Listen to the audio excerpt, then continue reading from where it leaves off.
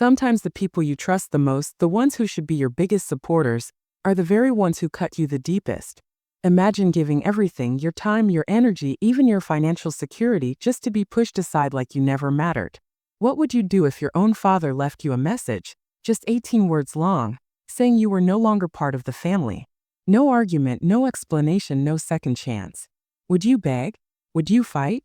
Or would you finally set yourself free? This is the story of how one daughter, discarded by her own family, turned their rejection into the very thing that saved her. My name is Clara Bennett, and I was 25 years old when the message came. It was a Thursday night, exactly 7:42 p.m. The words were short, sharp, and cold like they'd been rehearsed. No greeting, no explanation, no warmth. Just my father's voice, measured and clipped, as if he were sending out a business memo. Don't bother coming to the family reunion. We're cutting ties. Click. That was it. 18 words. 18 syllables if you count the pause before he hung up. I replayed it one time, not because I didn't believe what I'd heard, but because some part of me expected to feel more. A wave of anger, a sting of betrayal, a crushing weight on my chest. But the truth is, I felt nothing dramatic at all. Just stillness. It was as if a quiet part of me had been bracing for this moment all along. I didn't call him back. I didn't demand answers. I didn't even forward the voicemail to my mother, Evelyn, who usually preferred to stay silent when business matters turned ugly.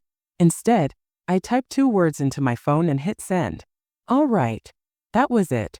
Then I opened my laptop, logged into the loan portal I hadn't touched in months, and did what none of them ever expected me to do. I removed my name. Not out of anger, not out of spite, but out of clarity. See, 2 years earlier, the family business had been expanding. My father, Martin Bennett, had built Bennett Motors from nothing. First as a local mechanic, then a franchise owner, and eventually into a regional chain. When they wanted a $2.5 million expansion loan, the bank required a secondary signer with spotless credit. My brother Caleb couldn't do it. His credit was a disaster. My father didn't want to risk personal assets, so they looked at me. I had a clean financial record and a master's degree from Stanford. They didn't ask me. They didn't persuade me. They simply set the papers in front of me, uncapped a pen and waited. And I signed, because back then I believed loyalty would finally earn me a real place in the family. That if I sacrificed enough, if I proved I was indispensable, they would finally see me as part of the plan, not just an extra piece they could move around. But sitting alone at my kitchen table that night, my father's voicemail still playing faintly in the background, I realized the truth. They hadn't cut me off that night. They had been doing it slowly for years. My father was not a man who loved family, not really.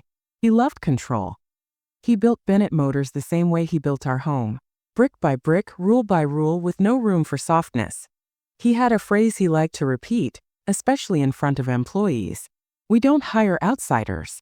We raise replacements. That's what Caleb and I were. Replacements. At least that was the theory. Caleb was older by 3 years. Loud, charming, reckless. The kind of man who could laugh his way out of any mistake. He had the swagger my father admired, because it reminded him of himself. So Caleb got the praise, the second chances, the freedom to screw up. And me? I got the clipboard. By the time I was 12, I was already entering tire shipments into spreadsheets. By 16, I was handling payroll for our 3rd location while my friends were going on spring break. I didn't ask. I didn't volunteer. I was told. No thank yous. No recognition. Just the unspoken expectation that I would always be available, always obedient, always invisible. My mother, Evelyn, wasn't cruel.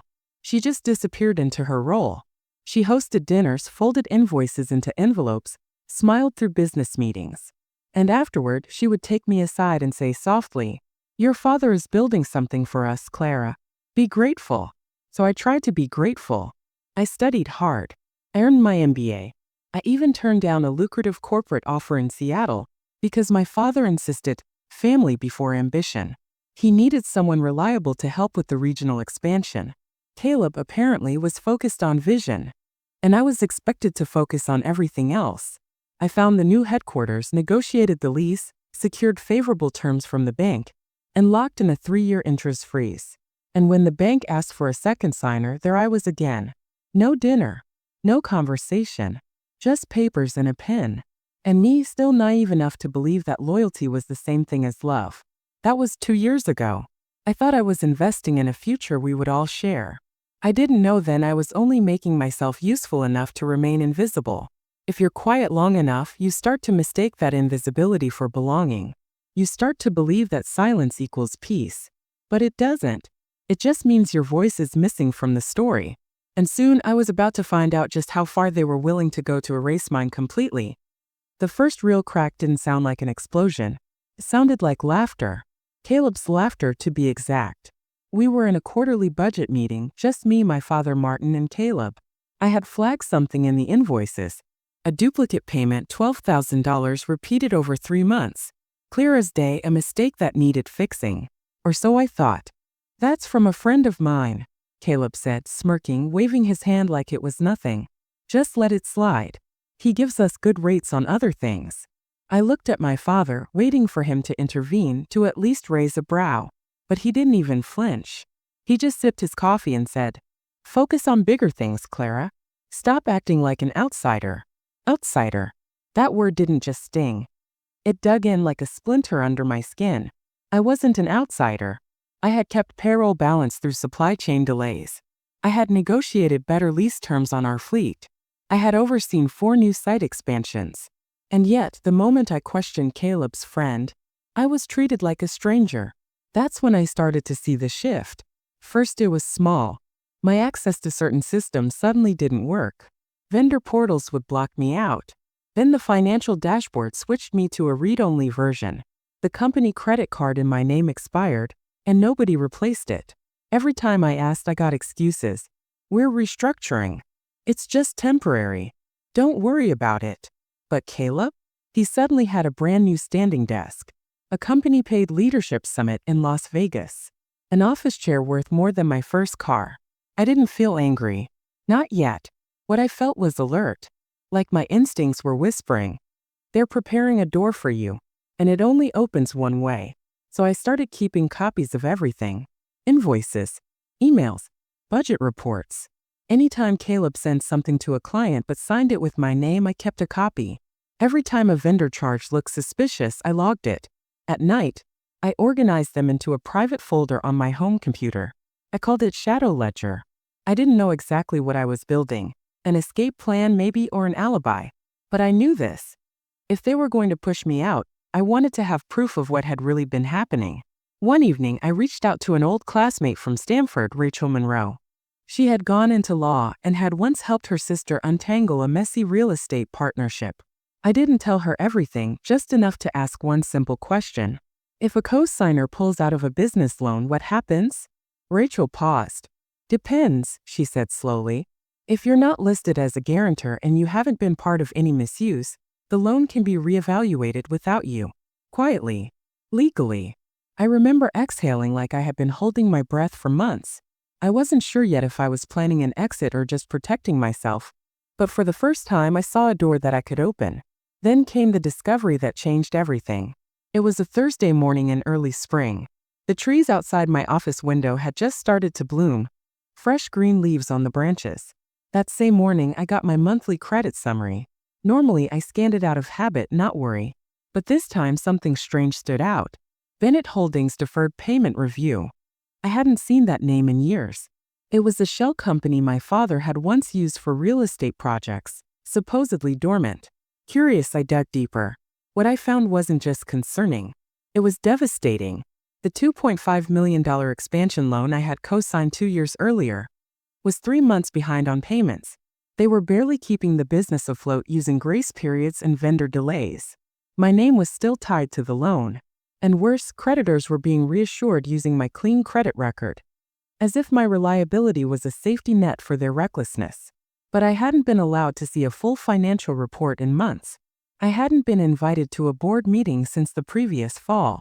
And the last time I asked Caleb for an update, he texted me a single line.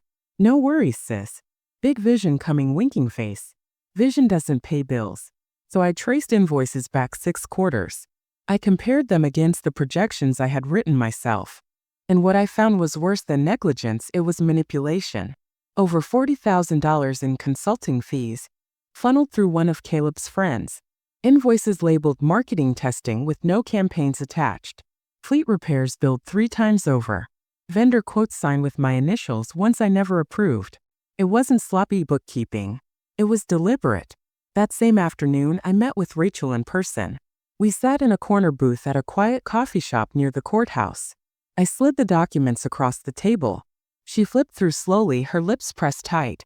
When she reached the loan agreement, she stopped. "Clara," she said carefully, "you're not listed as a guarantor." I blinked. "What does that mean?" "It means they used your name to secure the loan. But you're not legally responsible if you pull out before restructuring." I just stared at her. "And if I do?" Rachel folded her hands and leaned forward. "Then you don't need to confront them. Don't argue. Don't warn. Don't scream. You just move the brick holding up their wall and let it fall." Her words landed heavy, not like revenge but like freedom. That night I went home and opened my shadow ledger. Only now I renamed the folder. No longer a ledger of shadows. Now it was the redemption plan. Inside, I organized PDFs, flagged emails, account screenshots. And at the top, I placed a draft letter Rachel had helped me write weeks earlier, back when I still hesitated.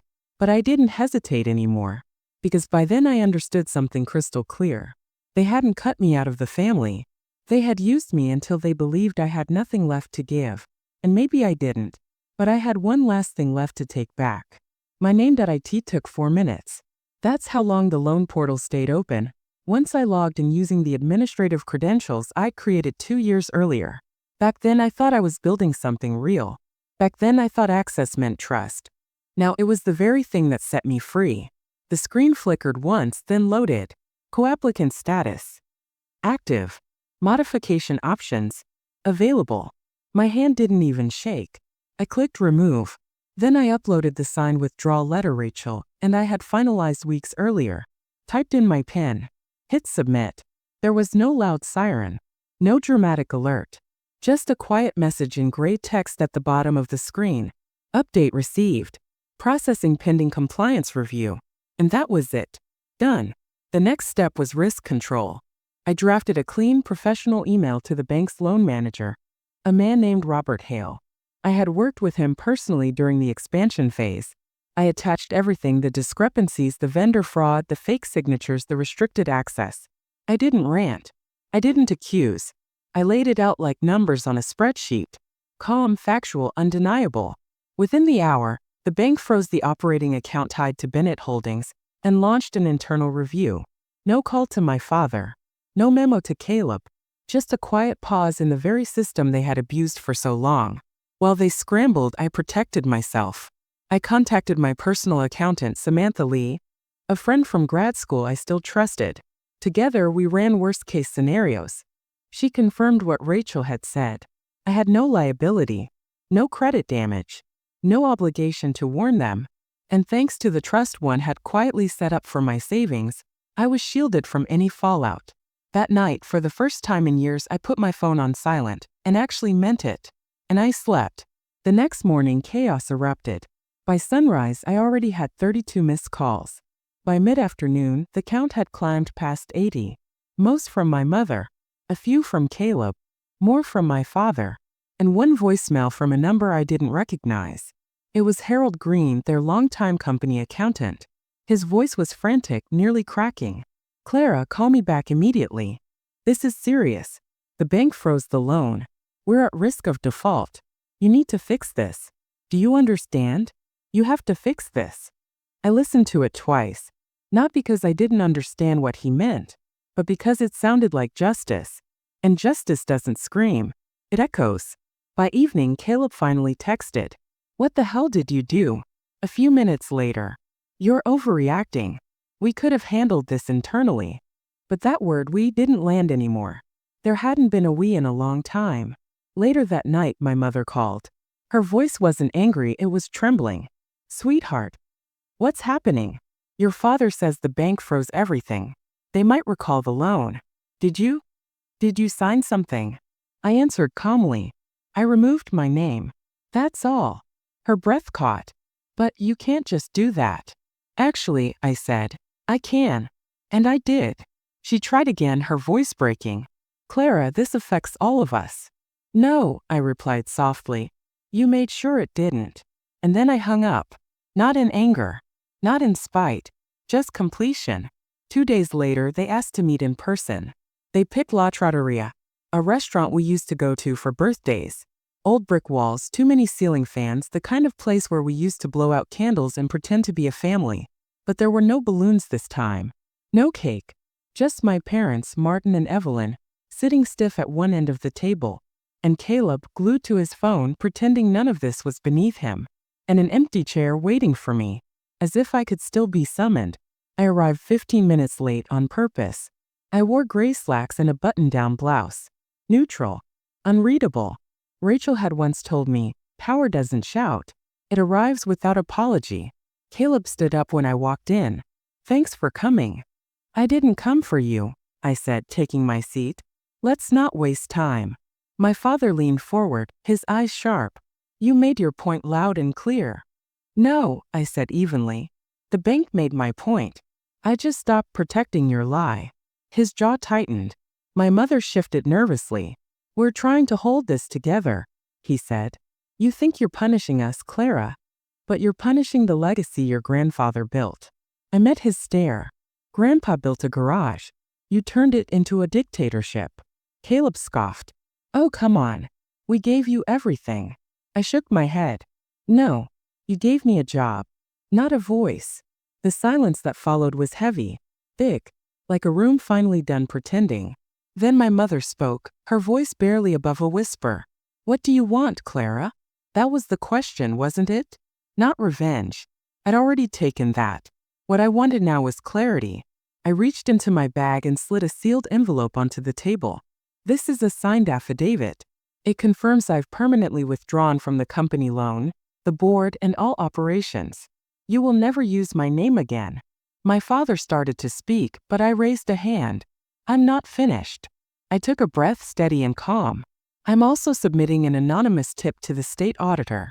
There are missing funds, unpaid vendors, payroll inconsistencies. It's your mess now, fully legally. I pushed the envelope closer. Caleb's face flushed red. You're destroying us over ego. I'm not destroying anything, I said, standing up. I'm just removing the illusion that I was ever part of it. As I turned toward the door, I heard something I had never expected in my life. My father's voice. Soft, almost pleading. Clara, please. I stopped.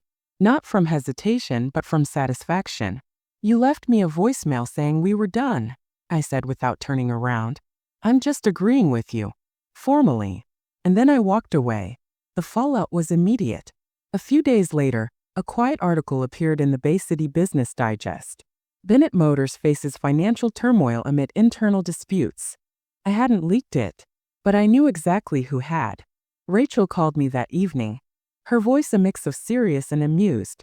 When people lose power, she said, they always look for someone to blame. They just didn't expect that person to already be gone. The article was only the beginning. By the end of the week, the bank had officially recalled the loan. Vendors began demanding overdue payments. And employees, some who had worked there for decades, started resigning one by one. It was slow at first, then sudden, like a building that looks sturdy until the first crack appears. Then the whole thing caves in. I didn't call to check. I didn't drive past the garage. But news travels fast in a city where everyone knows everyone. By the end of the month, Bennett Motors shut its doors. I thought I would feel triumphant, like some movie character walking away from an explosion without flinching. Instead, what I felt was stillness, like I'd been holding my breath for years and finally exhaled. Rachel called it closure, called it air. My family didn't stop calling. Not at first. There were desperate voicemails, then angry ones. Threats, then bargaining, then silence. The stages of grief played out in the tone of my mother's voice. But eventually the calls slowed, then stopped altogether. And that silence, the very thing they had once used to erase me, became my shield. I focused on rebuilding not them but myself. I poured time into my consultancy. Rachel connected me with 2 firms who valued precision over family politics. For the first time, people actually listened when I spoke numbers out loud. Within 6 months, I was making more independently than I ever had under my father's legacy. And I used that money differently. Not to flaunt, not to prove, but to stabilize, to reclaim the ground under my own feet. I even moved apartments, out of the one my family had once visited, into a smaller but brighter space downtown, where no one knew my last name unless I chose to tell them. Then, one rainy Tuesday afternoon, I got the message I didn't expect. It wasn't from my parents, not from Caleb. It was from Harold Green, their longtime accountant, the same one who had begged me to fix the loan. The subject line read, "You were right." Inside was a single sentence. "They're finished, Clara. And they know it." I sat with that message for a long time. Not because I needed the validation, though part of me had craved it for years, but because it meant the chapter was truly fully closed. There would be no comeback. No last-minute redemption story for them. Just the truth standing quietly where their power used to be. 1 month later, I did something I hadn't done in over a decade. I drove past the old garage. The gates were chained shut. The windows were dark. The sign that once read Bennett Motors, 3 generations strong, had been taken down, leaving only rusted screws on the wall. And for the first time in my life, I didn't feel like an intruder looking at someone else's empire. I felt like a survivor. People often ask me if I regret it. If I regret not giving them one more chance. If I regret being the one who pulled the thread that unraveled the family legacy. But here's the truth. The legacy had been unraveling for years. I just stopped tying myself to the rope they were hanging with. A few weeks ago, I was invited to speak at a small business panel downtown. Not because of my family name, but because of my work. When the moderator introduced me, she didn't mention Bennett Motors once. She said, "Clara Bennett, independent financial strategist, specializing in risk and restructuring." For the first time, my name stood alone. And it was enough. Sometimes I still think about that voicemail Caleb left me, the one where he said, "We're done." He meant it as punishment, a dismissal, but in the end it was a gift. Because I realized something. Silence isn't always absence. Sometimes silence is protection. Sometimes silence is power. And sometimes silence is the loudest truth of all. So here I am, 41 years old. No company, no family dinners, no legacy to babysit. And I've never been freer. If you've ever been erased, talked over, or treated like your voice didn't matter, hear me now. You don't need their permission. You don't need their apology. You don't even need their recognition. You just need to stand up one day and say, "Enough," and then walk away. Not in anger, not in spite, but in silence. The kind that ends a story. The kind that begins your own.